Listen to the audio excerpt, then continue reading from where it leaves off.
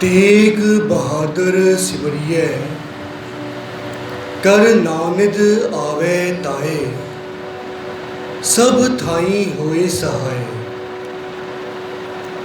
वाहिगुरु जी का खालसा वाहिगुरु जी की फतेह।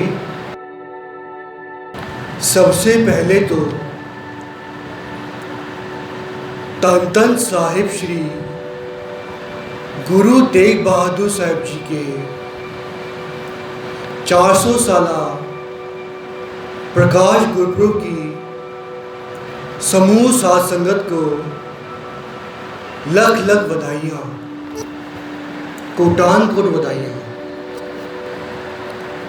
आज बहुत ही बड़ा सुभाग भरा दिन है और धन भाग है आबू रोड की साध संगत के, जो इतनी महामारी में भी चलकर किसी तरह से गुरुद्वारे साहब पहुँचे हैं। और जहाँ मैं देख रहा हूँ सभी ने मास्क पहना हुआ है, वो भी ठीक ढंग से पहना हुआ है। ये बहुत अच्छी बात है, क्योंकि जहाँ पर इतनी सारी मौतें हो रही हैं, दुख चारों तरफ फैला हुआ है, उसमें हमें सावधान रहना है और ये भी देखना है कि हम गुरु के साथ जुड़ सकें किसी न किसी प्रकार से। यदि गुरुद्वारे आ सकें तो आए, या फिर जितना हो सके घर पर बैठकर ही प्रभु का सिमरन करें, पाठ करें, गुरु के साथ जुड़े, प्रभु के साथ जुड़े। नौवें पातशाही धन धन साहिब श्री गुरु तेग बहादुर साहब जी, जिनका आज हम प्रकाश गुरपुरब मनाने जा रहे हैं। संगत के अंदर बहुत ही उत्साह है, प्रेम है, और क्यों ना हो, हमारे गुरु तेग बहादुर साहब जी सबसे ऊंचे हैं, सबसे महान हैं। जो उन्होंने किया वो काबिले तारीफ है।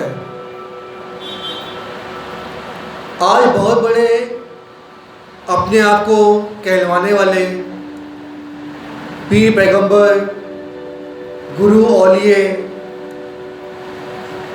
संस्थानों के कर्ता धर्ता,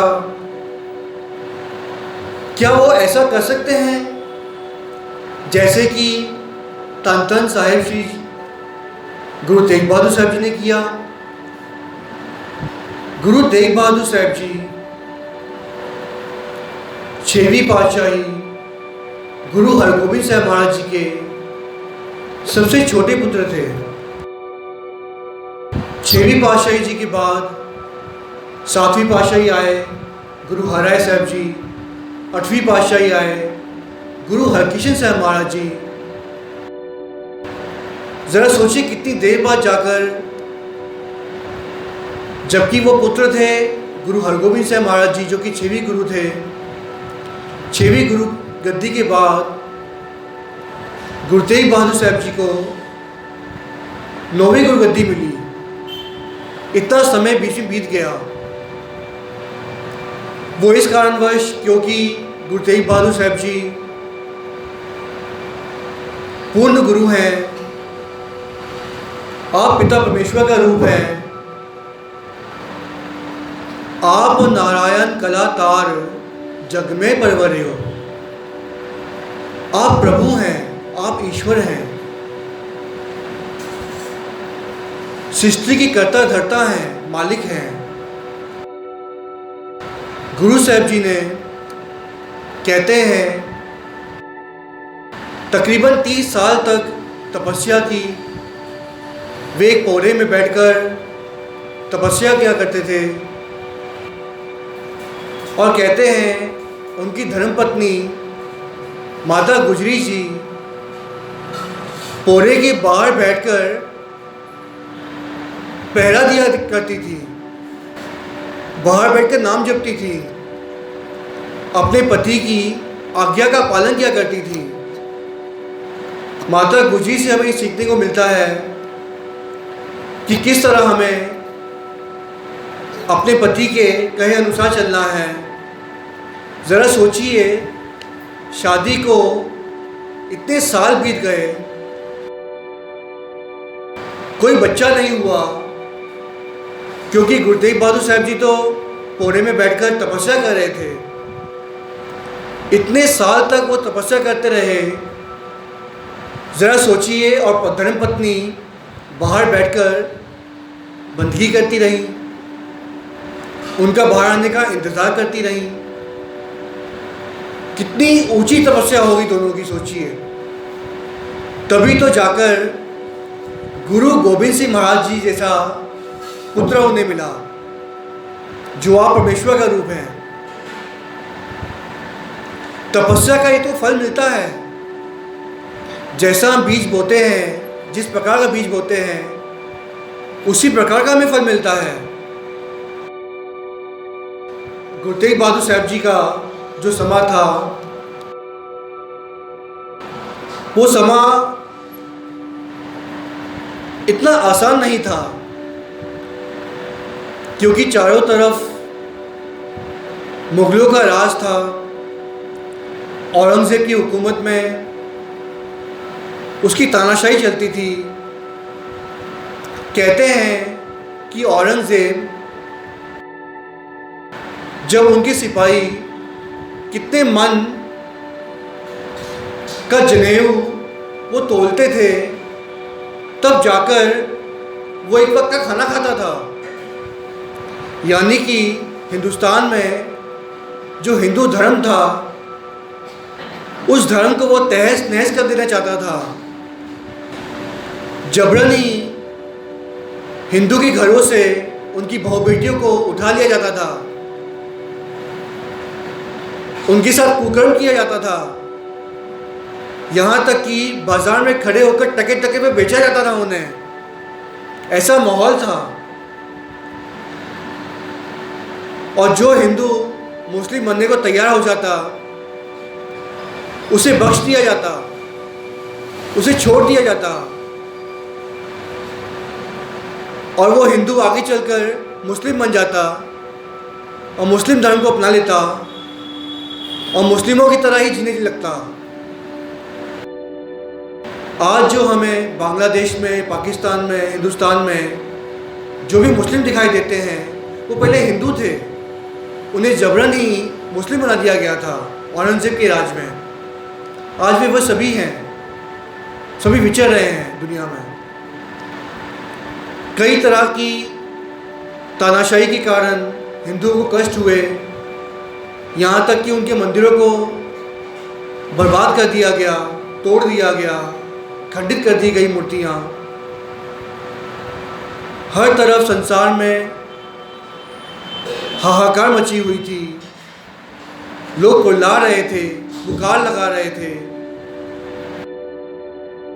कि कोई पिता परमेश्वर का रूप उन्हें बचा सके। कहते हैं जब गुरु तेग बहादुर साहब जी का दरबार सजा हुआ था, कथा कीर्तन हो रही थी, कहते हैं उस वक्त कश्मीर से कुछ पंडित आए। कश्मीर में उस वक्त पंडितों का राज था, सभी पंडित रहा करते थे। परंतु राज कहाँ, अब तो औरंगजेब की तानाशाही चल रही थी। पंडितों का जीना हराम हो गया था। कश्मीर की बहुत बुरी हालत थी। कश्मीरी पंडितों की बहु बेटियाँ उनके घरों से उनकी आंखों के सामने औरंगज़ेब के सिपाही उठा ले जाते थे और उनके साथ बहुत दुष्व्यवहार किया जाता था, कुकर्म किया जाता था। उनकी आंखों के सामने वो सब कुछ हो रहा था, परंतु कश्मीरी पंडित मजबूर थे। वे कुछ ना कर सकते थे, क्योंकि सत्ता औरंगजेब के हाथ में थी, तानाशाही उसकी चल रही थी। कश्मीरी पंडित हाथ जोड़कर अपनी फरियाद लेकर गुरु तेग बहादुर साहब जी के दरबार में पहुंचे। उन्होंने गुरु साहब जी के चरणों में बेनती की कि हे सच्चे पातशाह, हम पर कृपा करें, हम पर रहम करें, हम पर बख्शिश करें, हमारी बहू बेटियों की इज्जत बचा लें, हमारा धर्म बचा लें, हमारी रक्षा करें। ये सुनकर गुरु तेग बहादुर साहब जी विचार कर रहे थे, सोच रहे थे, और कश्मीरी पंडित हाथ जोड़कर उनके सामने खड़े थे।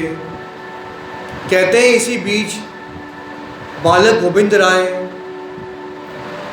जो कि उस वक्त 9 साल की उम्र थी उनकी, छोटी अवस्था के थे, वे बाहर से खेलते हुए अंदर आए। और जब उन्होंने देखा कि गुरु तेग बहादुर साहब जी कुछ विचार कर रहे हैं, कुछ सोच रहे हैं, और उनके सामने कई कश्मीरी पंडित हाथ जोड़कर उनके सामने खड़े हैं, उनसे कुछ बेनती कर रहे हैं,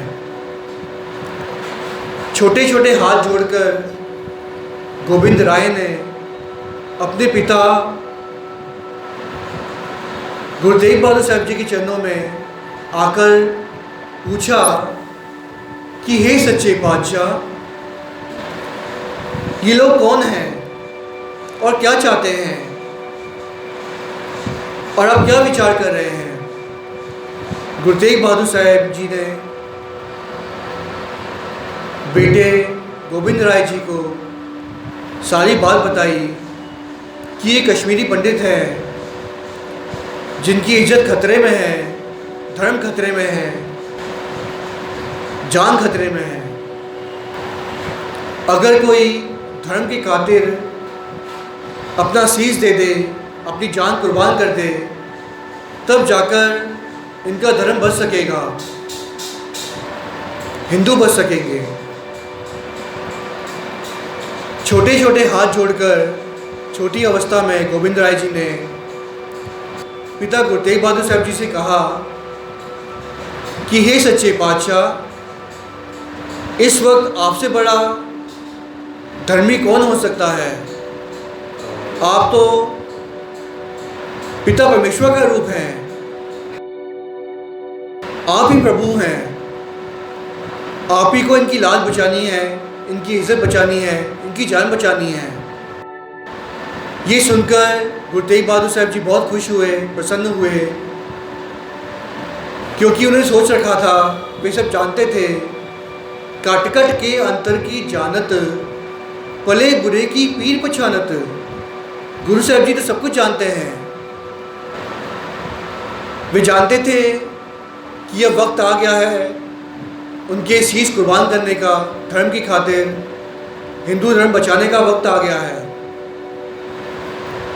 आगे चलकर गुरु तेग बहादुर साहब जी दिल्ली की ओर रवाना हुए।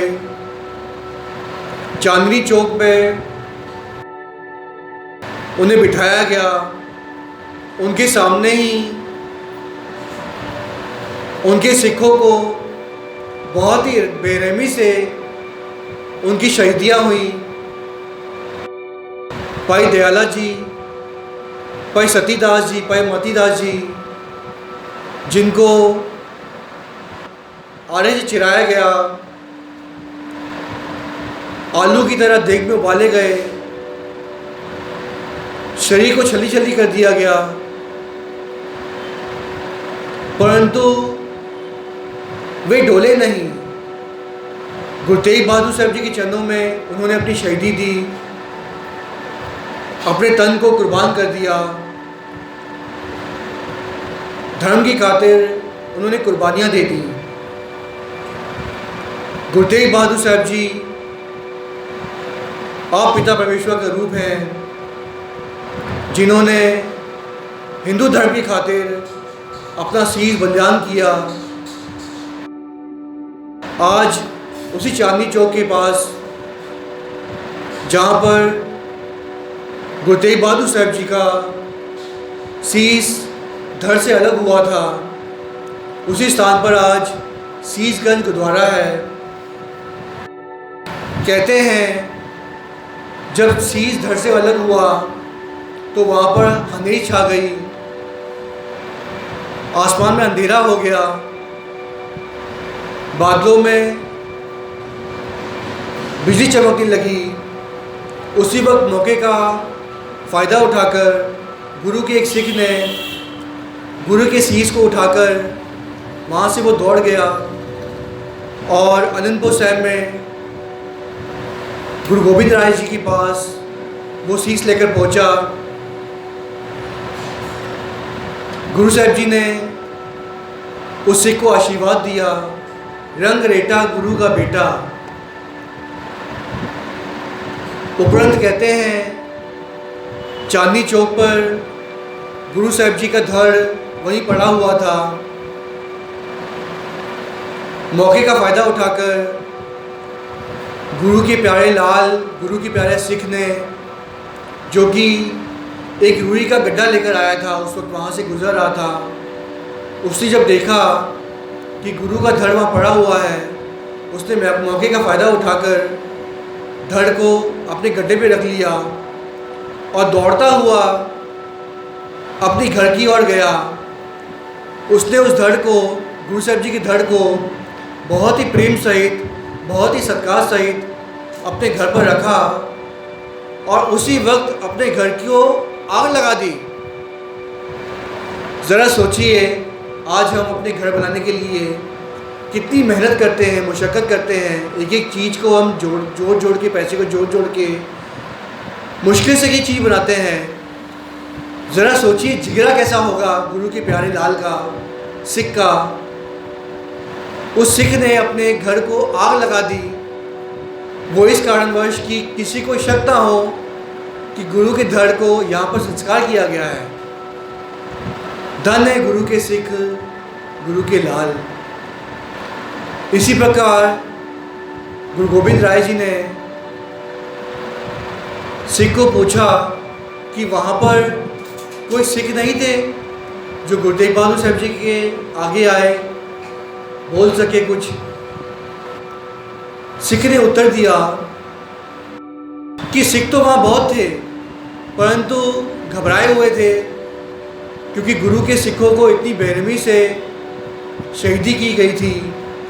गुरु तेग बहादुर साहब जी का शीश को धड़ से अलग कर दिया गया था, गुरु साहब जी की शहीदी हुई थी, इसलिए वहाँ सब चुप थे कि कहीं उनकी भी जान न चली जाए। गुरु गोविंद राय जी ने उत्तर दिया कि मैं एक ऐसा पंथ चलाऊंगा, एक ऐसा खालसा तैयार करूंगा जो कभी छुप नहीं सकेगा। गुरु साहब जी ने आगे चलकर 1699 में खालसा पंथ सजाया, पंच प्यारों को अमृत छकाया, अमृत पान कराया। ये वही अमृत है जो कहते हैं सुर नर मुंजन अमृत खोज दे, सो अमृत गुरते पाया। मुनि, तपस्वी, साधु, संत हजारों सालों से जो अमृत खोज रहे थे, जिस अमृत को पीकर प्रभु की प्राप्ति होती है, वही अमृत गुरु गोविंद सिंह महाराज जी ने अपने सिखों को छकाया। और कहते हैं उपरंत घोड़ों के बाहर बैठकर उन्होंने आप अमृत छका, उन पंजों सिखों से अमृत पान किया और गोविंद राय से गुरु गोविंद सिंह महाराज बन गए। सिंह की पदवी उन्हें मिली। धन है गुरु गोविंद सिंह महाराज जी, धन है गुरु के सिख, गुरु के लाल। परंतु आज के सिखों को क्या हम धन कह पाएंगे? ये सोचने की बात है। जहां पर इस साखी से हमें सीख मिलती है, ये जानने को मिलता है कि किस प्रकार गुरु तेग बहादुर साहब जी ने हिंद की खातिर, हिंदुस्तान की खातिर, हिंदू के धर्म को बचाने की खातिर अपने शीश को बलिदान किया, शहीदी प्राप्त की, तभी तो उन्हें कहा जाता है हिंद की चादर। यानी कि हिंदुस्तान को उन्होंने बचाया, हिंदू धर्म को उन्होंने बचाया। और आज हम कहाँ खड़े हैं, हमारे विचार क्या हैं, हमारी सोच कहाँ जा रही है। आज का सिख चलो माना कि लंगर भी चला देता है और ये महामारी में ऑक्सीजन के सिलेंडर्स भी सप्लाई कर रहा है, लोगों की मदद भी कर रहा है, अपनी तरफ से सब कुछ कर रहा है। परंतु आज जो हम गुरु तेग बहादुर साहब जी का 400 साला प्रकाश गुरुपुरब मना रहे हैं, हमें देखना है कि हमारे विचार कहाँ जा रहे हैं। जिस हिंदुस्तान के लिए धन धन साहिब श्री गुरु तेग बहादुर साहब जी ने, नौवीं पातशाही जी ने अपने शीश को कुर्बान किया, बलिदान किया, शहीदी प्राप्त की, उसी हिंदुस्तान के लिए हम क्या कर रहे हैं। आज हम दूसरा देश चाहते हैं हिंदुस्तान को छोड़कर। आज ही सोचने की बात है, हमारा ज़रा दिमाग चलता है, हम बहुत समझदार हो गए हैं, हमें सोचते हैं कि हम बहुत ज़्यादा बुद्धि लगा रहे हैं। क्या गुरु की बात बुद्धि नहीं थी, ताकत नहीं थी, वो पूर्ण गुरु नहीं थे, वो पिता परमेश्वर का रूप नहीं थे। क्या हमारी बुद्धि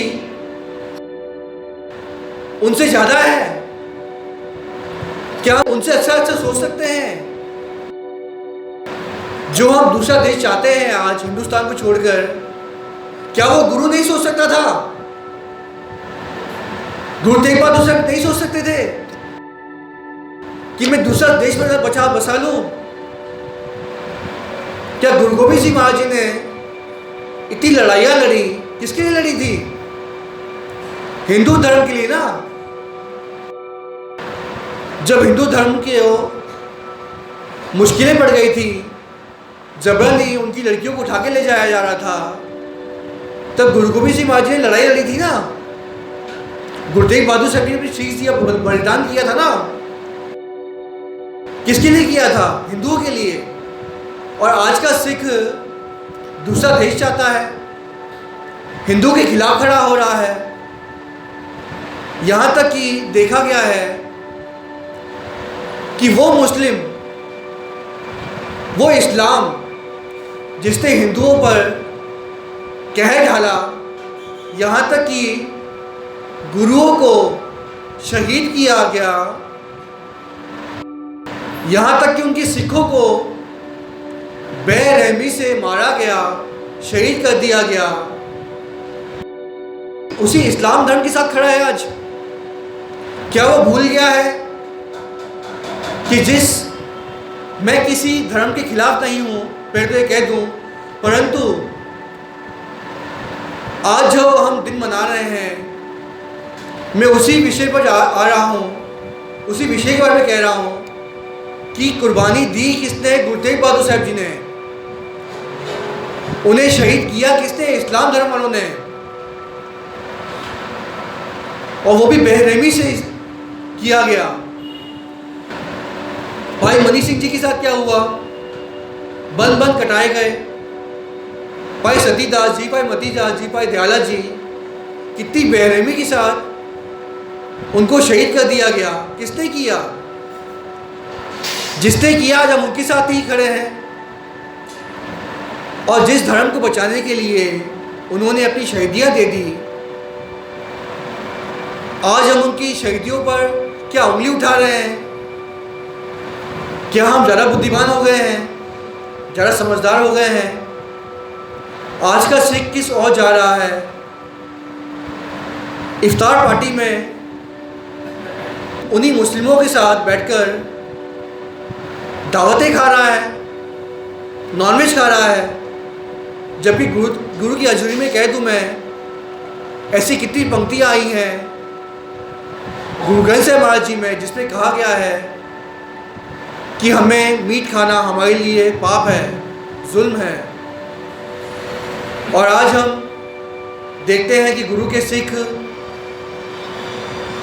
सर पर जूड़ा है, दाढ़ा रखा हुआ है। उनमें से कई लोगों ने तो अमृत भी छका होगा और आज वो इफ्तिहार पार्टी मना रहा है, दावत में जा रहा है। हम किस ओर जा रहे हैं? आज हमें सोचना है कि आज हम जो दिन मना रहे हैं, दिहाड़ा मना रहे हैं, गुरु तेग बहादुर साहब जी का 400 साला गुरपुरब मना रहे हैं। गुरु तेग बहादुर साहब जी ने किस धर्म की रक्षा की थी, हमें वो सोचना है, हमें वो विचार करना है और गुरु के नक्शे कदम पर चलना है।